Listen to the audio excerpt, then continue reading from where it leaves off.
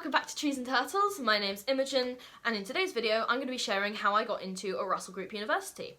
If you're not already subscribed, make sure to do that, hit the thumbs up, follow me on Instagram, and let's get into the video. Okay, so the first thing I want to address is what is a Russell Group University and why should you even care?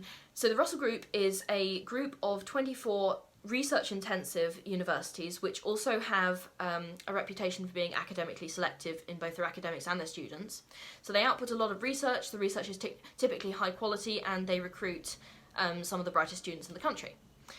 And there are 166 universities in the UK, so a group, according to Times Higher Education, I should add, so a group of 24 is actually quite small.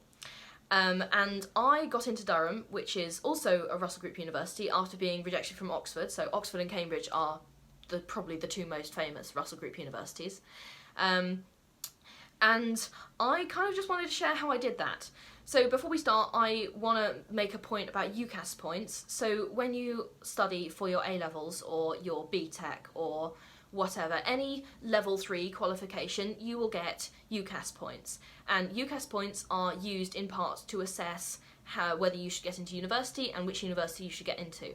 So I got 3 A stars at A-level, and you get 56 UCAS points per A star. I did an EPQ, I got an A, that was 24 points. And I also did a Gold Arts Award, which not many people know, but it's this arts qualification that I did when I was a teenager, and that gave me 16 for some reason. So my UCAS point tariff is 212, which is above average for the UK. I think the average is around 150, but I'll check that. I'll put like a link in the description or something as to what the average is. But anyway, I knew my UCAS point tariff, like, it was above average, so therefore I could apply to a Russell Group University. And the first point that I wanted to stress is that I chose subjects that I wanted to support my degree. So I knew from GCSE that I wanted to study geography. Not everyone who goes to a top university will know as early as I did, that's fine. But I knew that I wanted to study geography. So for A-level, I chose politics to support the human side of geography and maths to support the physical side of geography. I selected A-level subjects that were really relevant and also like quite mainstream. So some courses at universities will have like preferred subjects. Some of them will have compulsory subjects, like for medicine I think you have to do biology, chemistry, maths. Like, I'm not sure that's an option. I mean, Durham doesn't have a medicine course, but at most Russell Group universities I'm pretty sure that's the requirement. Other courses will be more flexible, but my course, like maths, was a preferred subject, I believe, and that it helped me in first year because there was some statistics and so forth. So it'll be on the university website. You can look up the entry requirements and preferred subjects. And of course, even more important than choosing like supporting subjects was getting high grades. So there's no point having cool subjects if your grades are trash. And that is the hard truth, and like a lot of people don't like hearing it, and I didn't like hearing it because A-levels are a very stressful time and everybody wants to get top grades, and very, very, very few people get top grades. So obviously that causes a lot of anxiety, and you have to, I did a whole other video about how I got straight A stars at A-level, so you can go and watch that, I'll link it in the description, but I knew from the start that I wanted to get 3 A stars, and I did. But it was a lot of blood, sweat and tears, and I suggest you check out that video if you want to know how I did it. But yeah, you've got to get your high grades, because otherwise the field is extremely competitive. I moved into my first year halls in Durham, and probably like 90% of the people I were living with had straight A stars, and by straight A stars I mean some of them had 4 A stars, I only had 3. Some of them had a star in EPQ, I only had an A, and I was like, wow, I'm not special. So aim for high grades, because there's always going to be someone better than you, and you just got to accept that, basically.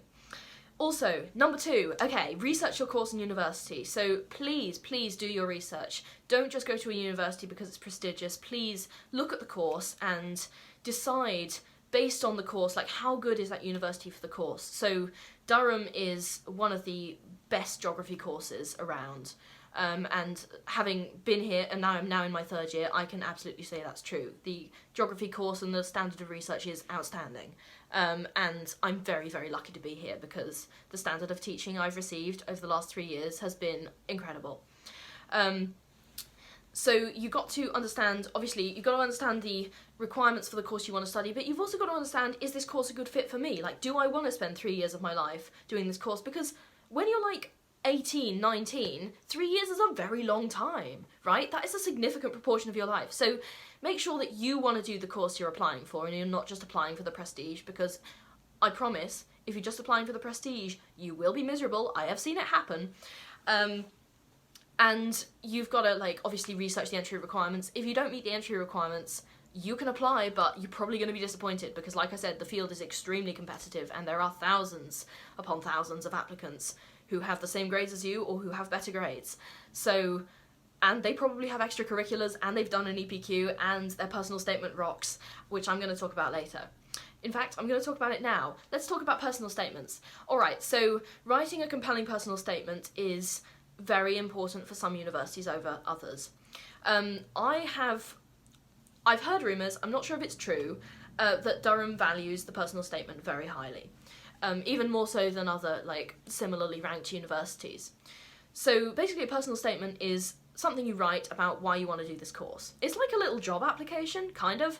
I've heard that UCAS are phasing these out, so if you're watching this video a few years down the line, maybe you won't need to worry about this. But for me, I was writing my personal statement about, like, books I'd read adjacent to my course and, like, things I'd learned. I wrote about my EPQ, extended project qualification. I may have done a video on that, can't remember. If so, I'll link it in the description. And I just wrote about what... Never use the word passionate, by the way. I wrote about my passion for the subject without saying I was passionate about the subject. And I basically just demonstrated why I really wanted to do this course, and it was good enough because here I am. But yeah, take time over your personal statement, ask your sixth form tutor for help, and some of them will, like some Russell Group universities will value the personal statement more than others, so I recommend just like bashing it out and making it as good as possible across the board, because then you will just generally be a stronger candidate overall. On that note, like, extra reading and extra, like, research activities will be very beneficial for your personal statement, so I recommend you get involved in some of those. Okay, references. So you will, when applying to university, be given some academic references from your tutors, and this might be at school or like at sixth form, and this will be related, you probably won't get to see these references, but these will be related to your performance as a student. So your teachers know you best because they've been teaching you for like the last 2 years at least, and if you slack off in class, if you like are disruptive or you don't like turn in homework on time, all of that is going to reflect negatively on you, as it should, because that is indicative of your attitude as a student. However, if you are like, if you ask like relevant questions, or you turn in homework on time, you do extra work, you're like a valuable contributor to the class environment, then your teachers are going to have a positive view of you, as was the case for me, because I tried really hard. I was a little nerd in sixth form and I'm a little nerd now. And so just create a positive working dynamic in your classes, because it is beneficial to you, I promise, and it just helps everyone have a better time and learn more. And that way you will get positive academic references, even if you don't get to see them, because that is normal, I promise you. Alright, admissions tests and interviews. So some Russell Group universities have admissions tests and interviews. So when I was applying to Oxford, it was COVID and my admissions test was actually cancelled. It was the only one cancelled this year, so I was very unlucky. And I've been trying to let it go ever since. I've let it go, I'm fine. But yeah, and you should practice for admissions tests. There will be past papers available online, you can ask your school, and if you can, practice for interview. So practice talking about why you want to study for that course. For me, my school set up a mock interview with a Cambridge academic who said I did really well for what it's worth.